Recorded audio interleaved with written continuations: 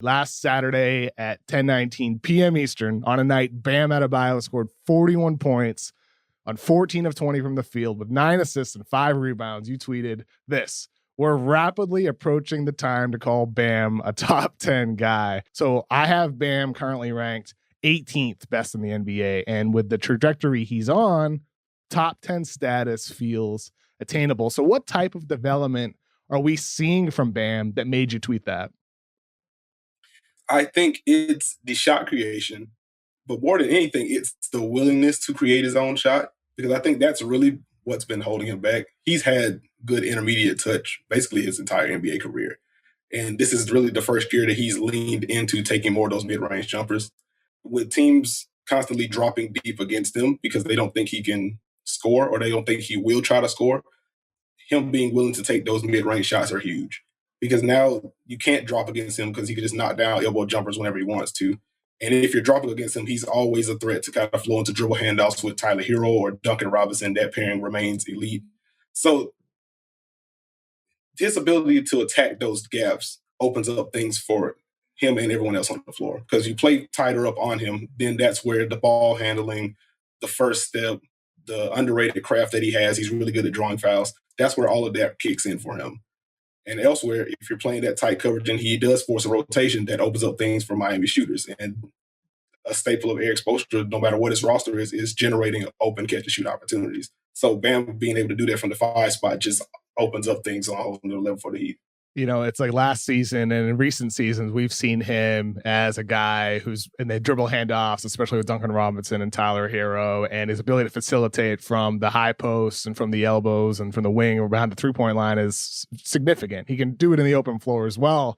This season, like you said, we're seeing the jumper. We saw little flashes of it in the past, but the frequency he's shooting it at now is much higher, and he's doing it way more off the dribble, shooting over 40% from deep mid-range, and he's shooting over 80% from the free throw line too. And that to me is another indicator of an actual improved jump shot. So, you know, from him, did he do anything with his mechanics to improve his shot, or like what makes you confident in the progress of his perimeter jumper?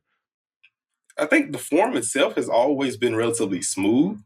I get, like, for me, the thing has just been willingness for him. Like, we've seen these flashes in random spots. Even the 3-pointers that he's hit in his career, they've all been like end of quarter stuff, and the form doesn't break down at all. It's all incredibly fluid. It's all incredibly compact. The touch shines through. He's always had like a nice little push shot, a nice floater in that, 7 to 10 foot range. So it's just aggressiveness for him, taking the shots in rhythm and not thinking about it. And that's really been the boon for him. I remember there was a play last month where Bam was defended by Giannis, and Bam went from a right to left crossover, attacked the paint, and they had a right foot, right-handed like extension layup against Giannis. And, like we said, we've seen flashes from Bam before, but his handle and how tight it is and his ability to throw in hesitations, crossovers, change of pace, like, what type of player are we going to see if Bam at some point in his career is able to stretch that shot, not from mid-range, but to behind the arc someday? Like, what player are we going to see? We will definitely see a top 10 player. Top 10 player. That's where it's at. To your point. There we go. But no, like, if you add in, you have the high post passing, you have the intermediate shooting, you have the finishing as a role man. Just have to have synergy up right now. He's 25 or 28 on shots he finishes as a role man, which is absurd. Yeah. You add that in with a 3-point shot, what can you really do? So he's such a mismatch, basically, whenever he steps on the court. So leaning into that aggression, also stretching his game out to the 3-point line, that just makes him even more of a threat off the ball. He can set random flare screens for guys who doesn't have it, or, someone drives and kicks it to him. If he can knock down corner threes, that's just another thing you have to worry about. You know what he does as a high post passer. You know what he does as a dribble handoff. You know what he does as a roll man. You know what he provides defensively.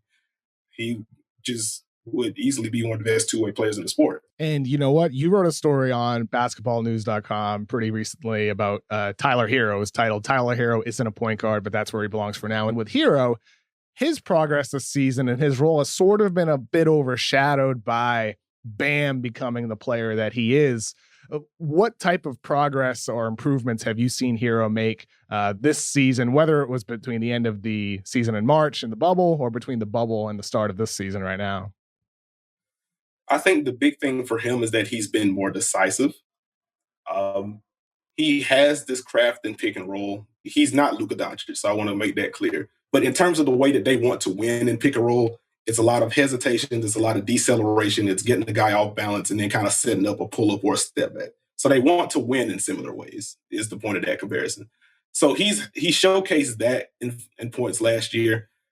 He's doing a better job of kind of reading space against drop coverage, knowing when to snake the pick, knowing when to go into those pull up jumpers, when to take an extra dribble to really force a rotation. And then that opens up passing windows for him.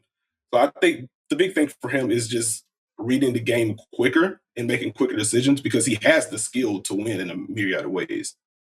This season, he's shooting 60% on drives to the rim, up from 47% during the playoffs, 47% as well during the regular season, and obviously a small sample size at this point in mid-January, not even full month into the season. But, you mentioned the craft scoring around the rim. He's very raw in college in that way, but his level of improvement, with a guy like him, the feel and the touch, the ability to have those tough, crafty finishes around the rim, a lot of it is like exactly what you're saying. It's about the ability to get to the basket. Have you seen him improve his handle at all from a technical standpoint, or a lot of it is just like getting used to the speed of the game, the physicality of the game?